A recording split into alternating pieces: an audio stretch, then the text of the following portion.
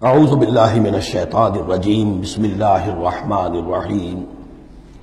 اب 5واں گروپ شروع ہو رہا ہے۔ اس میں 13 ہیں مکی صورتیں اور پھر 3 آئیں گی مدنی صورتیں، لیکن یہ جان لیجئے کہ اب جو مدنی صورتیں آئیں گی وہ چھوٹی چھوٹی ہیں، زیادہ زیادہ 4 رکوع، اکثر و بیشتر 2 رکوع۔ یہ جو بڑی مکیات تھی وہ تقریباً مدنیات جو ہے وہ ختم ہو چکی ہیں۔ سورہ بقرہ، سورہ آل عمران، سورہ انفال۔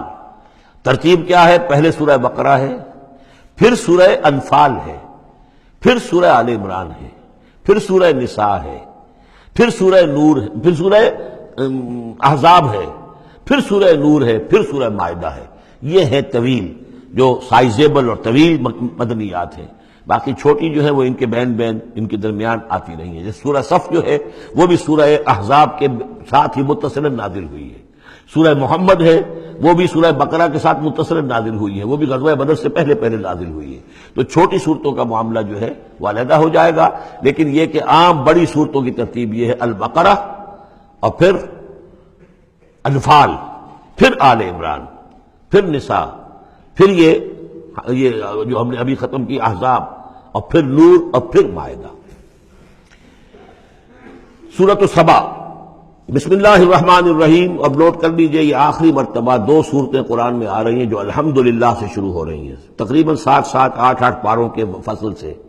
سورہ فاتحہ الحمد سے شروع ہوئی، الحمدللہ رب العالمین الرحمن الرحیم۔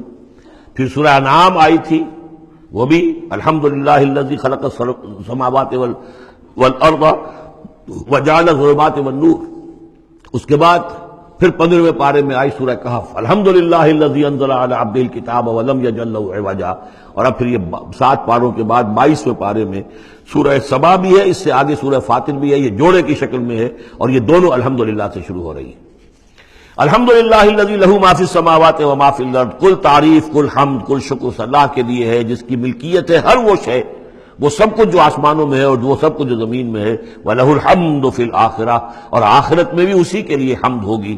وَهُوَ الْحَكِيمُ الْخَبِيرُ، اور یقیناً وہ سب کچھ جاننے والا ہے، باخبر ہے اور کمال حکمت والا۔ اور آخرت میں جو میدان حشر میں حضور نے فرمایا لِوَاءُ الْحَمْدِ بِيَدِي، میرے ہاتھ میں حمد کا جھنڈا ہوگا۔ حضور کھڑے ہوں گے میدان حشر میں لِوَاءُ الْحَمْدِ، اب حمد کا جھنڈا لے کر۔ اور اس حمد کا خاص تعلق ہے اس آخری امت کے ساتھ۔ حضور کا نام بھی اسی سے ہے، محمد، احمد، حامد، یہ نام ہے حضور کے صلی اللہ علیہ وسلم۔ اور حمد جو ہے حمادون، یہ امت جو ہے حمادون ہے، یہ بہت حمد کرنے والے ہیں۔ اور قیامت کے دن میدان حشر کے اندر حمد کا جھنڈا حضور کے ہاتھ میں ہوگا، دست مبارک میں۔ اور حضور فرماتے ہیں اس روز جو میں اللہ کی حمد کروں گا وہ آج نہیں کر سکتا۔ یعلم ما یلج فی الارض وما یخرج منها، وہ جانتا ہے جو کچھ زمین میں گھستا ہے، داخل ہوتا ہے، اور جو کچھ کہ اس سے نکلتا ہے۔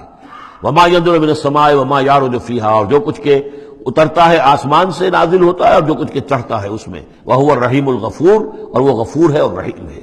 وقال الذين كفروا لا تأتينا الساعة، اور یہ کہتے ہیں کافر کہ کبھی یہ قیامت نہیں آئے گی، یا ساعہ جو ہے کبھی نہیں آئے گی۔ ساعہ اور قیامت کا فرق میں بیان کر چکا ہوں، اور اس میں گویا کہ ابھی تک جو ماضی قریب تک جو خیال رہا ہے سائنسدانوں کا کہ کائنات ابدی ہے، ہمیشہ رہے گی، اس کے ختم ہونے کا سوال ہی نہیں۔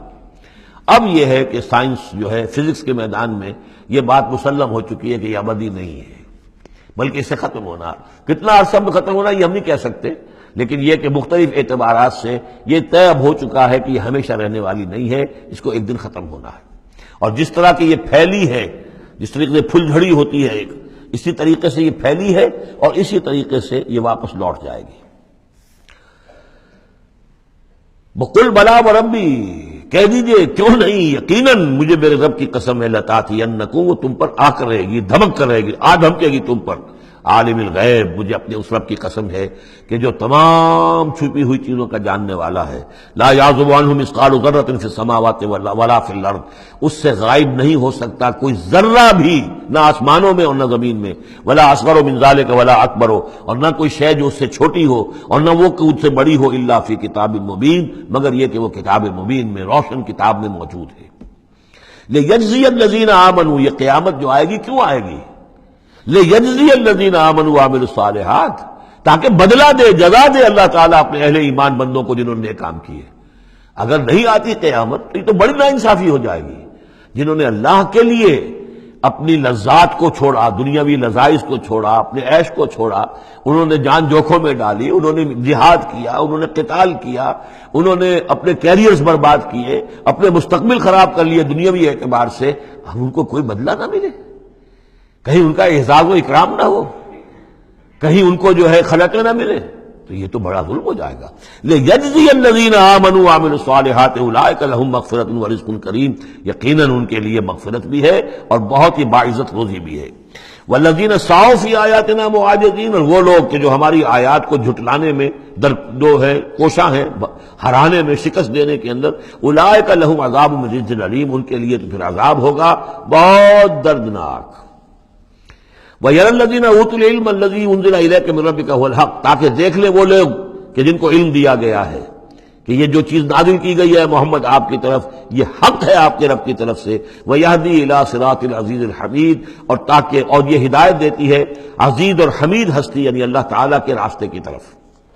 وَقَالَ الَّذِينَ كَفَرُوا، اور جو کافر کہتے ہیں هَلْ نَدُلُّكُمْ عَلَىٰ رَجُلٍ، کیا ذرا ہم بتائیں آپ کو ایک شخص ایسا بھی ہمارے ہاں پیدا ہو گیا ہے، یہ اس طریقے سے استہزائی انداز میں کہتے تھے کہ هل ندلکم علی رجل، ایک ایسے شخص کی طرف رہنمائی کرے تمہاری، ینبئکم، جو تمہیں یہ خبر دے رہا ہے، اذا مزقتم کل ممزق، جبکہ تم بالکل ریزہ ریزہ ہو جاؤ گے، مرنے کے بعد مٹی ہو کر مٹی میں مل جاؤ گے، انکم لفی خلق جدید، پھر تمہیں ایک مرتبہ اور بنا دیا جائے گا، پیدا کر دیا جائے گا۔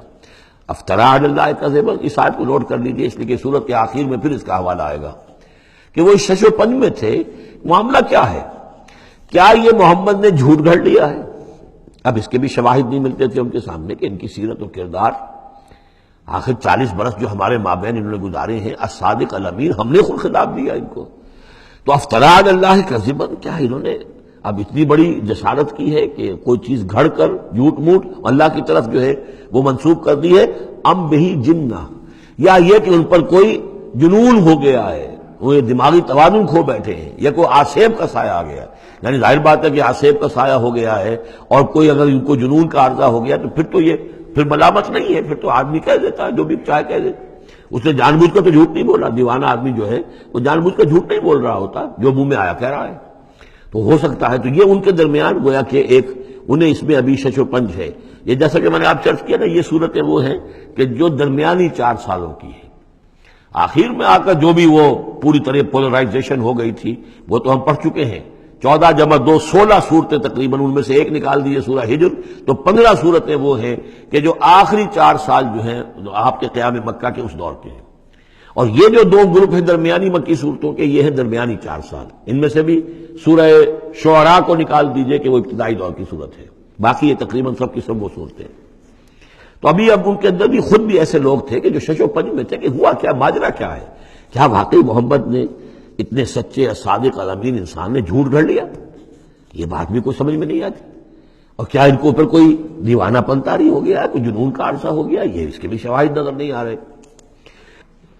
بل الذین لا یؤمنون بالآخرۃ فی العذاب، بلکہ یہ وہ لوگ کہ جو آخرت پر یقین نہیں رکھتے وہ عذاب میں آئے ہوئے ہیں، ان کی جان اس ضیق میں پھنس گئی ہے، وہ دلال ہے، اور وہ اس میں یعنی گمراہی کے اندر پڑ گئے ہیں بڑی دور کی، اور ان کی سمجھ میں جو بات آ نہیں رہی ہے، اگر آخرت کا انہیں یقین ہوتا تو یہ بات ان کو سمجھ میں آ جاتی۔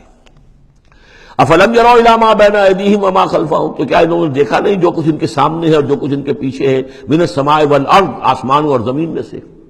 سامنے کیا ہے؟ آپ کائنات کو دیکھتے ہیں، یہ سب آپ کے سامنے ہے۔ پیچھے کیا ہے؟ تاریخی شواہد جو ہیں وہ آپ کے پیچھے ہیں۔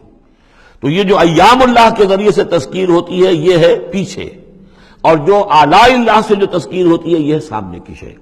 تو انہوں نے کیا دیکھا نہیں؟ ان نشاء نخسف بہم الارض، اگر ہم چاہیں تو ان کو زمین میں دھسا دیں، اور نسقط علیہم کسفا من السماء، اور اگر ہم چاہیں تو ان پر آسمان کا کوئی ٹکڑا گرا دیں۔ ان فی ذلک لآیۃ لکل عبد منیب، یقیناً اس میں نشانی ہے ہر اس شخص کے لیے، ہر اس بندے کے لیے جو اللہ کی طرف رجوع کرے۔ صدق اللہ العظیم۔